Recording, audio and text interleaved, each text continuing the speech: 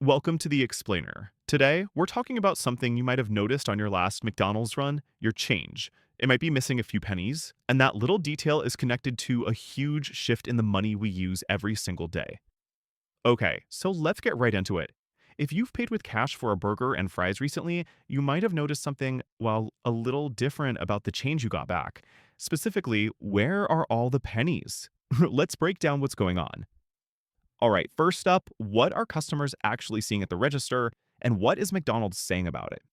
That's right, it's not your imagination. At certain McDonald's locations, your cash total is now being adjusted. So if your meal comes to, say, $9.38, you might actually be charged $9.40.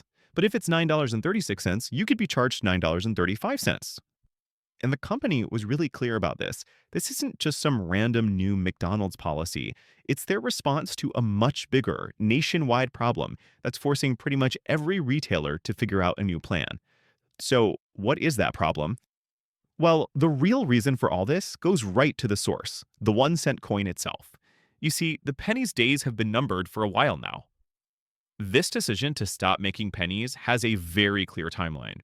The US Mint has already stopped production, and that final batch of coins is expected to be minted by early 2026. So, what is this number all about? 3.7 cents. This, right here, is the entire reason we're even having this conversation.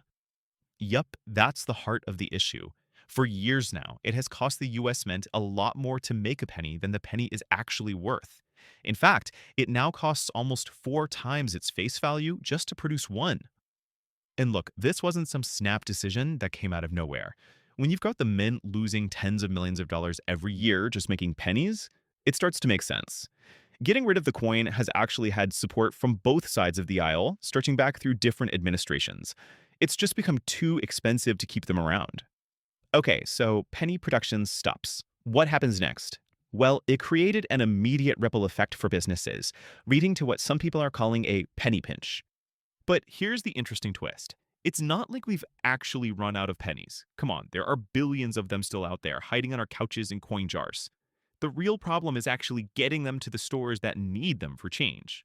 The whole supply chain is kind of breaking down. About a third of these really important Federal Reserve facilities, the places that get coins out to the banks, they just stopped dealing with pennies. So if the banks can't get pennies, then the businesses they serve can't get them either. And it is absolutely not just McDonald's. We're talking huge national retailers like Kroger and Home Depot, and even big convenience store chains like Quick Trip. They are all dealing with the exact same problem, not enough pennies to fill the cash registers.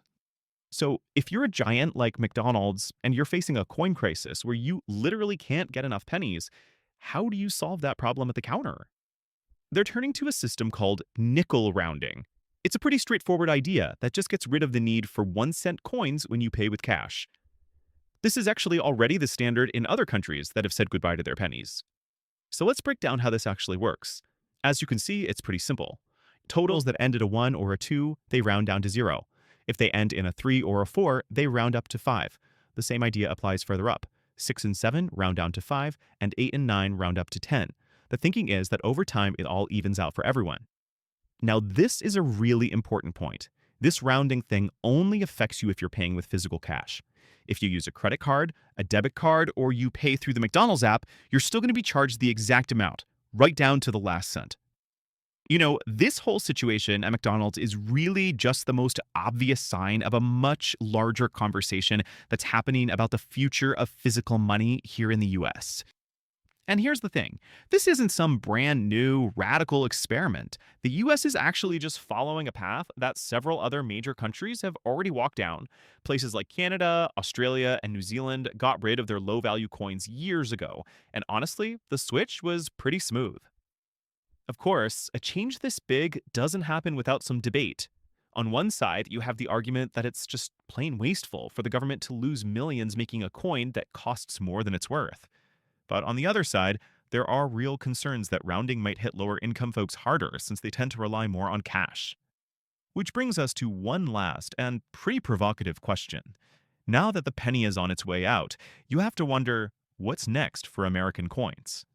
And get this, the nickel, the very coin we are now rounding everything to, also costs way, way more to make than its face value.